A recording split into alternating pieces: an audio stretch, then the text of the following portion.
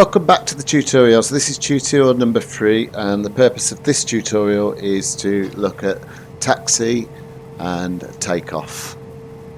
So without further ado, we're just going to go into our checklist again. What we can also do as well actually is click the chart button. As long as you've linked your Navigraph like we showed you earlier, click the lower menu button.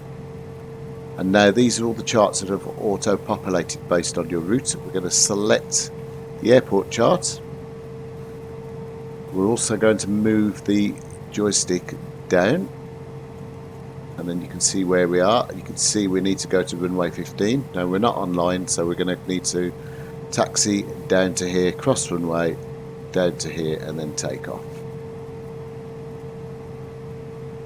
That's such a cool feature to have, to be fair. Turning off the charts, and we're going to turn off the passenger brief. We're going to back to our checklist. Okay, so we're about to taxi. Make sure that our exterior lights are on. And then we've been cleared to push, so we're now going to push back.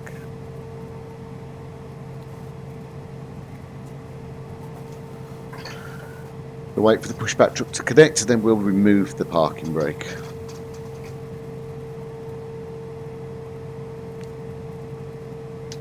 Holding down the brakes now, removing the parking brake, and as soon as the chap starts to push us, we can release the brakes.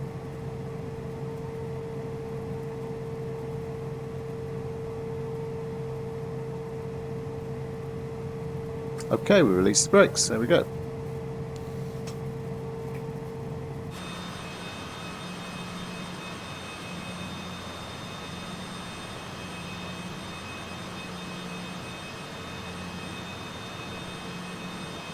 This scenery is by Mako Sim, and it's a really top rendition of Birmingham Airport.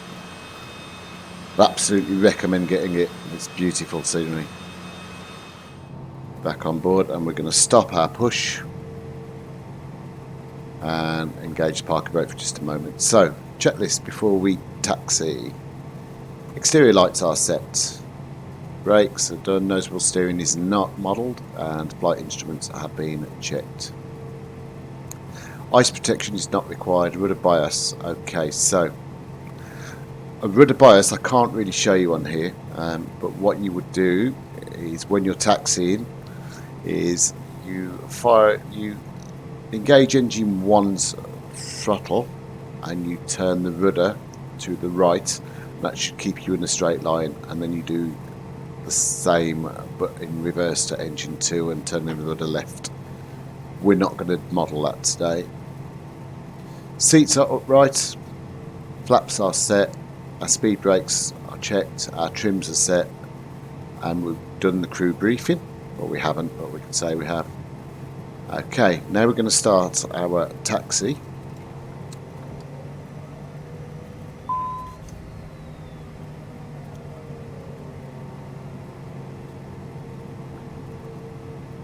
And I will see you at the holding point at runway 15, where we'll then go through our before takeoff checklist. I shall see you shortly. Bye. So welcome back. We're just approaching the holding point shortly for runway 15 at Birmingham, and the checklist will state now that we need to set on our tune TARA, which is our mode Charlie for VATSIM. That's now set. Radar as required. Now my P position that I've stored has already got my radar switched on, so I'm happy with that. Okay, now it asks us for the go around button, so that's the takeoff go around button. That's modelled here, so if we click that you'll see the takeoff put at the top on here like such.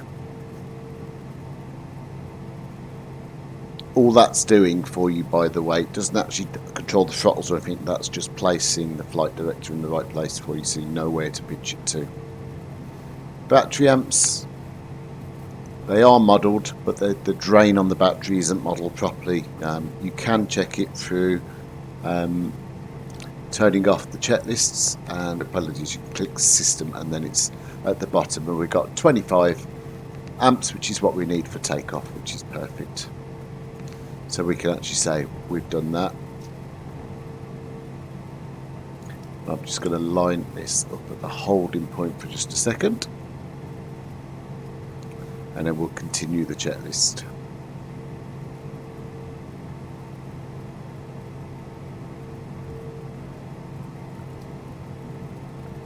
Okay, let's just hold. Ice protection yet. Now, if your RAT is below 10, as you get to the clouds, you will need to switch it on. In fact, how cloudy we are quite cloudy. Let's switch it on now. You don't want to leave it on too long because you will burn the wings out. That's not modelled in this game though, so you're okay. Pilot static heat, pitot heat, that's important to go on before takeoff. And now our exterior lights, strobes and landing lights going on. And the ECAS has been checked. Make sure our seatbelt lights are on. And then for takeoff is on our next. So we're just going to line up now on runway 15. Then we should have our after takeoff checklist, which we'll do once we're up. Okay, so the air traffic controller has cleared us up to 24,000 lucky years today, so we'll dial that straight in.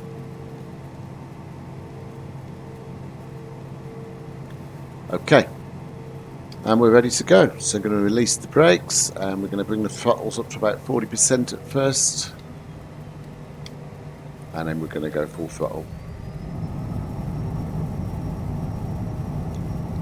Speeds of life, and we've got 70 knots on both screens now, and we're coming up to our V1 and our rotate. Okay, and we now have positive rate, gear up, and our V2 plus 10 knots, so our flaps are going up. We're looking to achieve about 200 knots before we switch on our autopilot. And we're now going to click our FLC button, which is flight level control, and we're going to dial in 240 knots. So we've clicked FLC, we've made sure the throttles are in climb thrust, and we've set 240 knots. Now the pitch of the aircraft will automatically be adjusted to maintain 240 knots. We're now going to click nav to switch on our LNAV, and we will now start to follow our flight plan. Okay, and our after takeoff checklist. Landing gear is up, the flaps are retracted, the throttles are in climb, the yaw damper's on, autopilot is now on, the ice protections are on, and the passenger lights are as required. Landing lights button goes off at 10,000. We need to now set standard as we're passing transition. Pressurisation isn't modelled, and we've just set the altimeters. We'll come back to the cruise checklist shortly. Okay, so we're now approaching 10,000 feet, at which point our seatbelt light can go off and our landing lights can go off. Okay, we're out of the clouds. We can now turn up our ice protection, but we just need to watch for any further higher cloud, but where the RAT is below 10, we may get icing on the wings. I'll see you back at cruise. So as we now approach our cruise altitude, we need to just be mindful of a couple of things here. First of all, remembering this aircraft has not got an auto throttle, so you need to manage the throttle. So you'll need to let the speed increase to your cruise speed, which you'll see we're starting to increase now, and then manage the throttles once we get to cruise speed. Again, checking the ice system, we don't need it on there, which is good.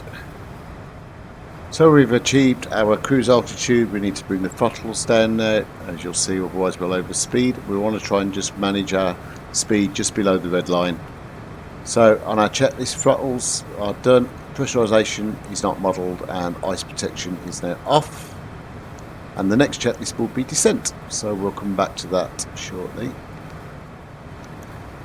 Okay, so that concludes this tutorial. The next tutorial we'll look at descending, and we'll look at entering and exiting the hold. And I will see you back then. Bye.